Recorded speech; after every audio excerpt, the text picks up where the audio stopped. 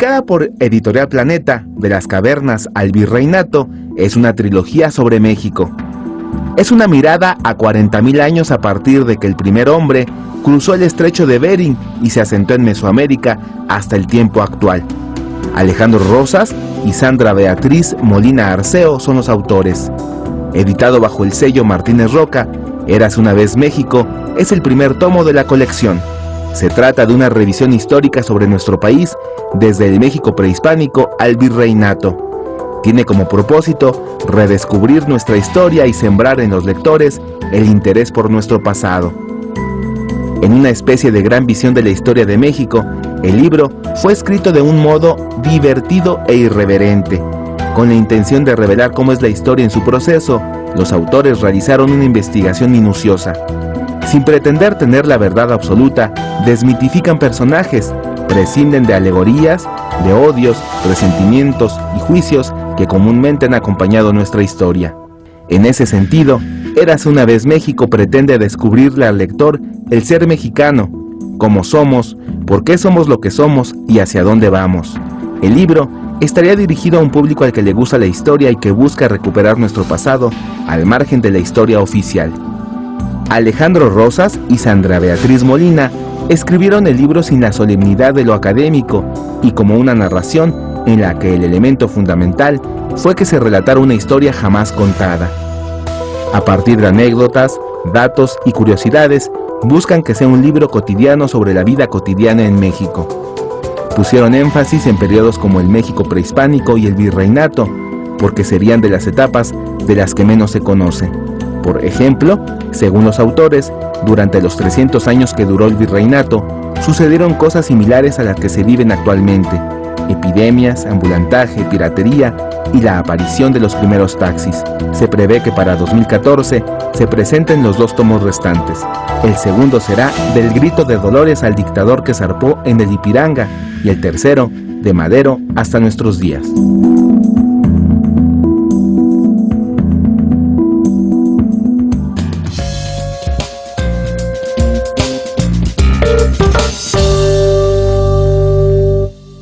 ¿Qué tal? ¿Cómo están? Los lectores a los que les gusta la historia, dice Mario Villanueva en la nota, y voy a añadir yo, que son legión. Hay muchos lectores de historia en México. No sé exactamente cómo funcione en otros países, digamos el género de la divulgación histórica, vamos a llamarlo así. En México funciona extraordinariamente bien, un país donde se lee pues francamente poco y donde se lee en general no solo poco, sino también no muy bien. La historia funciona. Nuestros autores lo han comprobado, tienen una larga trayectoria ya. Alejandro Rosas no hace más que escribir en la vida, muestra de que, bueno, no, hace muchas otras cosas, seguro lo han escuchado, por ejemplo, con Broso, por aquí, lo han visto en la televisión con nosotros varias veces, hace muchas cosas, pero escribe muchísimo y hasta donde yo sé, sus hijos no deben todavía colegiaturas en la escuela, entonces parece ser que se puede vivir del oficio de historiador en este país, aunque sea improvisando muchísimo. Y el libro tiene muy su sello y el de Sandra, es decir, es un libro francamente narrativo, es así como nació la historia y yo creo que es así como se debería seguir haciendo, francamente. En efecto, es un libro desmitificador, aunque esa es una palabra que puede ser demasiado ampulosa, simplemente es un libro que pues no respeta lo que llamamos antes la historia de bronce, ¿no? Le pasa por encima, se burla de ella, le gambetea, sale jugando del área. El libro es un libro que tiene muchos recuadros que se dejan leer además muy bien. En fin, es un libro sabroso, rico de leer. Ya queremos que lleguen los otros 2 volúmenes, pero mientras tanto parece ser que uno de ellos se está agotando en librerías. Para refrendar lo que estoy diciendo. No, a ver, yo soy... una vez México, tú lo sabes, Yo ¿no? soy la prueba de... A ver, déjenme contarles muchas historias. Una de estas historias es que yo hoy no debería de estar aquí, yo debería de estar de vacaciones, cosa que no pude hacer por muchas cosas que no vienen al caso ahora. Pero entonces, pues yo no tenía el libro, yo sabía que iban a venir Sandra y Alejandro hoy, y entonces fui a la librería de prestigio más cercana a mi casa a comprarlo y me dijeron, pues, ¿qué cree? Que está agotado. En efecto, es que yo diría que Érase una vez México de lo poquitito que lo he podido ojear antes de venir aquí, confieso hondamente no haberlo leído. Es un libro no tanto para la gente que lee historia, sino para la gente que no lee historia. Y yo creo que esa es su virtud, digamos, princeps. Y creo que es la que más necesita leer un libro como Érase una vez México. ¿Por qué? Pues porque lo que sabemos de la historia, pues lo sabe de nuestro país, pues lo sabemos por esa versión en efecto marmórea, en efecto de bronce, que venía en los libros de texto que fueron durante muchísimos años pues una útil herramienta, digamos, de aculturamiento, por ponerlo de alguna manera, del nacionalismo revolucionario. Entonces pues todos crecimos con una visión de la historia pues propia del nacionalismo revolucionario, que ensalzaba algunas figuras, que denostaba algunas figuras simplemente por principio. Y yo no he leído este libro, pero sí he leído muchos otros de Alejandro Rosas, y en efecto lo que es muy saludable en Alejandro es su vocación desmitificadora de la historia y su vocación, digamos, de acabar con una visión de una historia de héroes y villanos, que es la que siempre tenemos. Exacto. Fíjate que en aquellos viejos tiempos de los libros de texto, así con mayúsculas, nos hablan de una cosa que era la gran familia revolucionaria, ¿no? Y lo único que tenía de familia, aquella camarilla de generalotes, es que se apuñalaban por la espalda sistemáticamente, ¿no? Era lo único familiar que había en ellos. Yo creo que lo siguen haciendo. Como en todas las familias. Exactamente, como en todas las familias, ¿no? No había nada más de orden familiar en aquello. Bueno, vamos a divertirnos mucho hoy con Sandra y con Alejandro. Han hecho un libro verdaderamente muy gozoso. Yo voy a añadir que difícil de escribir. Es decir, escribir con el oficio que tienen ellos, con la experiencia que tienen escribiendo, con la cantidad de información histórica que han acumulado, escribir para aquellos que no leen historia es complicado. Oigan, si ven que le sustraje la computadora a Julio Patán, cosa que en efecto hice, es porque no hemos tuiteado la pregunta Twitter. La pregunta Twitter que tecleo en el momento mismo que pronuncio es: ¿la historia de México es un cuento que necesitamos volvernos a contar? ¿Tú qué piensas, Julio? Yo pienso que definitivamente sí, una y otra vez. Además, yo añadiré que Sandra y Alejandro además, digamos, son un escalón más, ¿sí?, en una muy loable tradición de historiadores de este país que han escrito la historia placenteramente, nos lo han comunicado placenteramente, y que va de don Luis González y González a O'Gorman a Enrique Krauss. Es decir, se hace buena historia en este país. Ya está tuiteada su pregunta. Lea usted tweets, caballero Patán, en lo que vienen nuestros invitados. ¿Qué tenemos por ahí en Twitter ya? Pablo Torres Corpus nos dice: excelente el libro de Sandra Molina y el nieto pródigo de Zacatecas, Alejandro Rosas. Entonces, dice Carlos Vázquez Nieto, si es necesario saber de dónde venimos para saber hacia dónde vamos, probablemente sea útil, no sé si necesario, pero al menos útil. Cáigale, se va a poner bueno, dice Isabel. Yo, por ejemplo, vengo de mi casa. Sí, y no sé a dónde voy. Yo también, y desde luego no sabemos a dónde vamos. Monicucha le dice a Miriam que le convida palomitas y que las fotos están de wow. Yo no sé si quiero saber de qué están hablando. Okay. Charlie dice: no es por ser insistente, pero insisto en que hagan un programa sobre Rachmaninoff o Liszt. Saludos. Y Charlie tiene razón en ser Hagamos insistente. Un programa sobre Rachmaninoff y uno sobre Liszt. Hagamos los dos. Presenta a nuestros invitados ahora sí, querido Nicolás. Alejandro Rosas, Sandra Molina. A ver, escribir a cuatro manos lo he hecho incluso con el caballero. Sí, señor. Es una cosa muy complicada. ¿Por qué decidieron escribir el libro a cuatro manos? Teníamos ya varios años pensando en esta idea de escribir, de aventarnos toda la historia de México, que tiene principio pero no tiene final. Sí, además echaron un proyectín. Sí, proyectitos chiquitos. Pero lo hemos hecho creo que bastante bien, todavía no nos insultamos ni nos sacamos la lengua. ¿No? Todavía no. ¿Por qué era mejor para el proyecto que hubiera dos autores? Creo que nos complementamos en la manera en la que vemos las cosas. Él tiene mucho más tiempo que yo en esto de contar la historia. Yo soy mucho más sintética, entonces tanta información que conoce él, yo fui capaz de compactarla, entonces creo que esa es la manera en cómo nos complementamos. Y además de quitarme la cursilería patriótica que ahora de repente encuentro en mis primeros libros, ¿no? O sea, ese de, y entonces la patria se abrió para recibirlo en su seno. Eso también bueno, fíjate. sí, no digo en qué libros, porque híjole. Ya se exorcizó como esa parte de emotividad excesiva, que yo creo que también es de lo que arrastramos de lo que ustedes decían sobre la historia oficial, caer como en ese tipo de clichés, ¿no? Entonces el honor era primero, porque la patria era lo único que quedaba. No, a ver. A ver, esos son los menos perniciosos. Los más perniciosos son cuando hay figuras que son depositarias de esos clichés y de los clichés contrarios. Digo, a mí me hacía mucha gracia que mi mujer me contaba que ella estudió en una escuela criptocatólica, porque en aquella época las escuelas católicas lo eran, y su familia no era católica, pero pues era la mejor escuela de su colonia. Y digo, y en la mejor escuela de su colonia le decían que Benito Juárez era masón, y como era masón comía niños. Entonces le enseñaban unas fotos de un señor así con espumarajos en la boca. Como Saturno devorando a sus hijos. Ah, exactamente. Entonces, bueno, digo, esos sí eran bastante más perniciosos que tú hablabas del honor y la patria, ¿no? Ah, no, claro. Y eso sí fue, pues, factor de todas las visiones de la historia, porque aquí te estoy diciendo la visión, digamos, de gente muy adscrita a la Iglesia Católica y muy ignorante, evidentemente, pero la versión de Juárez del nacionalismo revolucionario, pues tampoco es mucho más fidedigna. O sea, Juárez es pues, poco menos que Dios para el nacionalismo revolucionario. Ah, no, claro. Yo creo que caímos en todos los excesos, y exactamente lo que nosotros tratamos de hacer en esta obra es ya desprendernos, ni siquiera ya hablar de héroes o villanos. Es decir, ya los mitos se acabaron. Porque ya está sobreentendido. Llevamos tantos años ya en esto, desde Krause, Jan Meyer, todos los que, Luis González y González que mencionabas, que han ido desenmascarando esa historia oficial, que ya voy a hablar de, el nuevo libro desmitificador. No, es más bien lo que tú decías, nos volvimos cronistas. Hay que narrar, y vamos narrando lo que nosotros, de acuerdo a la investigación que fuimos desarrollando, vamos pensando sobre la historia.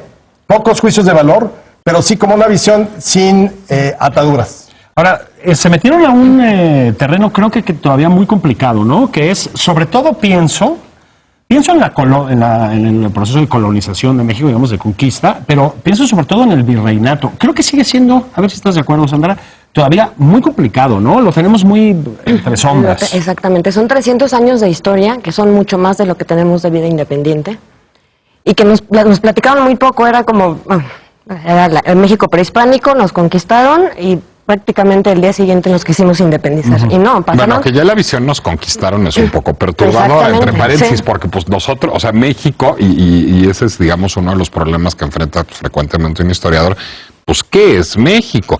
Porque México, lo que te viene siendo México, pues es de la independencia para acá. Claro, y exactamente nosotros lo que manejamos aquí es no caer en ese tipo de... La conquista de México como si ya preexistiera, que esa era la otra visión de la historia oficial, ¿no?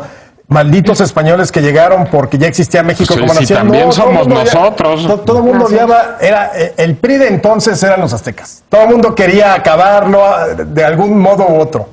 Y entonces lo que hace Cortés con sus 900 hombres es, pues, ¿qué haces? Alianzas. No hubiera podido, era imposible ni con los cañones, ni con la pólvora, era imposible que hubiera conquista o que dominara al imperio más poderoso de Mesoamérica. Y toda esa mitología que ustedes sí desmitologizan, sobre que llegaron con sus armaduras doradas, que además ya no deben estar muy doradas en esas alturas, ¿no? Y sus cañones, e inyectaron un terror supersticioso. Sí, no, bueno, y que pensaron que los caballos eran monstruos diabólicos. Exactamente, bueno, estuvieron a punto de decapitarlos a todos, digámoslo así. Pero decíamos, el virreinato es un periodo muy complicado, ¿no? Sí, porque es poco conocido.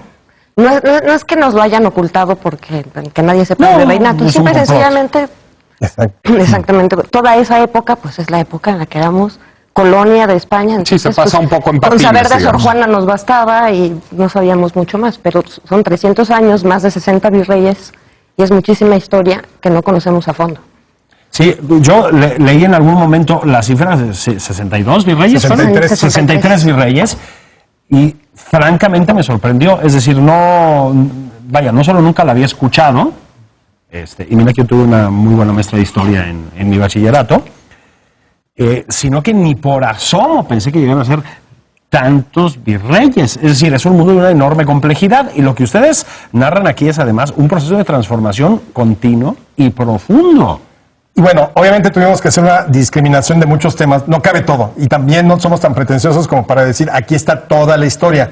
Yo creo que aquí está ¿Sabes qué es lo que a mí me parece? Me parece como una actualización de aquella vieja historia mínima de México del Colmex. Pero contada de una manera mucho más... cachonda. Exactamente, irreverente, nos burlamos de cierto modo. Por ejemplo, de repente ahí se nos ocurrió poner... Pues sí, seguramente, quién sabe qué ocurrencias tienen los dioses cuando se les ocurre decirle a los aztecas, oigan, pues, ¿por qué no peregrinan aquí aquí cerquita, y se van Sí, 200 sí, años 200 buscando un años. águila, devorando una serpiente, Sobre ni la han de haber Europa. encontrado. Sí, ¿no? 200 años de los que no sabemos nada. Nada. Además. Caminando, nada. imagínate. Así. Y era supongamos que Aztlán está en Nayarit, como aquí también, que es una de las versiones de la historia. De Nayarit al DF. 200 años. Algo Sí, hicieron, algo pasó. Hasta que dijeron, ¿A qué "¿Saben se qué? Ya estamos dedicaron? hartos, ya estamos cansados. Tú di que viste el águila, Tenoch, que es el que supuestamente Sí. encuentra. Tú di que viste el águila devorando a la serpiente, y aquí fundamos. Pues órale. En 1325 nace México Tenochtitlan. Ahora, tienen ustedes una visión también muy poco idílica, digamos, del universo prehispánico. Sí son conscientes de que eso les va a causar algunas malas caras, ¿verdad? Sí, Todavía. Eso, y que también nos deshicimos de estos términos del preclásico, del clásico y el posclásico. También nos deshicimos, lo entendimos, hicimos un cuadrito, bueno, ahí está. Y sí, es poco idílico. Es que quisimos ser lo más objetivos posibles dentro de lo posible, ¿no? Porque obviamente tenemos nuestras ideologías correspondientes a nuestra generación y demás. Pero sí creemos que lo prehispánico no es solamente de museo, también hay muchas cosas más. No, bueno, es que además yo creo que una cosa que sí queda muy clara en la historia y en cualquier empeño humano, pues es que casi todo dista mucho de ser idílico. Es decir, Claro, no hay hombres providenciales, no hay sociedades perfectas, eso no existe. Digo, ¿por qué? Porque somos seres humanos. Punto. Claro, y eran guerreros, y eran violentos, y eran sociedades imperfectas, monolíticas, autárquicas. Es decir, hay muchos elementos ahí que Y nosotros los vamos... aztecas tantito más. Bueno, claro, y es lo que vamos desentrañando en el libro. Como dices, sí, reconocemos la importancia, por ejemplo, de cómo las culturas prehispánicas se van, digamos, influenciando unas a otras y va este desarrollo. Pero no hay tampoco una apología de, híjole, es que los mayas tenían todo el conocimiento posible y llegaron otra vez el término. Los malditos españoles y acabaron con todo. No, tenían mucho talento e hicieron muchas cosas en cuanto a la observación del espacio, de las estrellas y todo, pero también acabaron no porque los ovnis se los llevaran, acabaron matándose entre ellos los Entre ellos mayas. mismos. Sí, me desilusionó mucho saber que no es un astronauta. No, hay no, manera de no, hablar. de acá no. Vamos a hacer una pausa brevísima y ahorita venimos. Ahí quédense.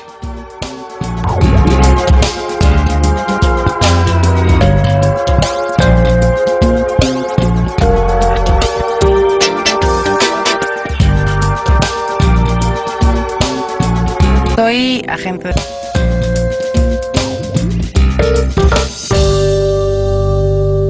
Llegó una barbaridad de tweets, cosa que nos complace. Voy a leer unos cuantos porque no queda mucho tiempo y todavía hay que platicar un poquito del libro. Che dice, definitivamente hiciesen la narrativa de Paco Ignacio Taibo II sería excelente, un programa con él, caballeros, con muchísimo gusto. Sí lo es, dice Gina Bejar, con una visión imparcial, analítica, sin apasionamientos y sin fines políticos ni patrióticos. Aunque duele, sí, dice Chimali Warrior, es un gran drama. Sí, dice Jacinto Pandey, ya va siendo hora de que se cuenten las cosas como son, sin semidioses y demonios.